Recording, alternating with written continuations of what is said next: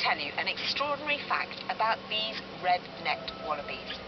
The females give birth after just 28 days gestation. Now, the little baby that comes out is barely formed. It has 2 arms, but the rest of it is totally undeveloped, and it will spend 15 minutes on this kind of massive epic hike, climbing up the fur of its mother's stomach to get into the pouch. And it's there that it will finish its development, taking about 6 months. Isn't that amazing? But there's a new arrival at the park that makes that birthing story sound, frankly, run-of-the-mill. The park has recently expanded its aquatic exhibit, and there are some very exciting new arrivals, including the seahorses.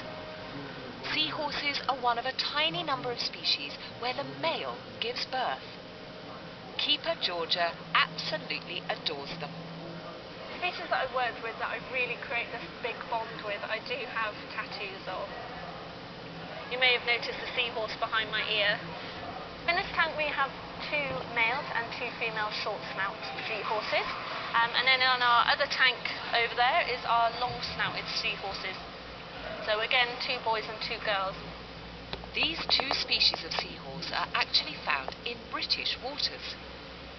They're an indicator species, so if they're present within the waters, you know that your water is really good quality, you know the ocean that they're residing in is really clean, otherwise they won't reside there, so it's really interesting when they find them around our coasts around Britain. Despite sharing the same waters, these 2 species have very different characteristics. So short-snouts mainly live a lot closer to the bottom of the ocean floor. So they're really well camouflaged, being a reddy brown colour.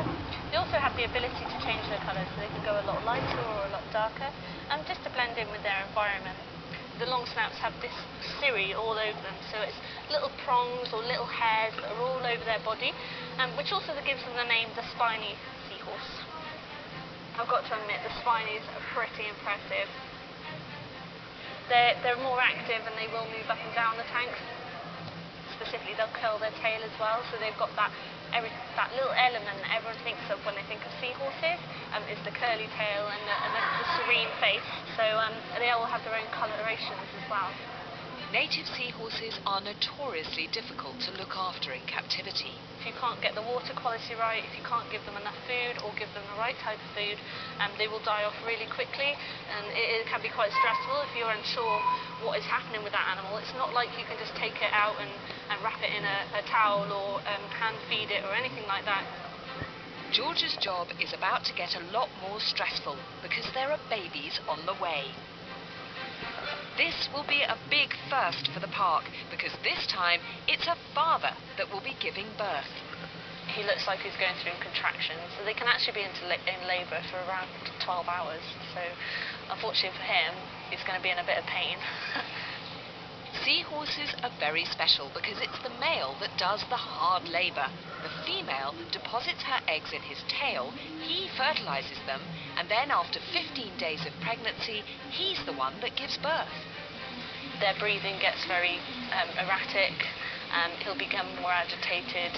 He could give birth in the next couple of hours. We'll be back as soon as we've got news of the park's first seahorse babies.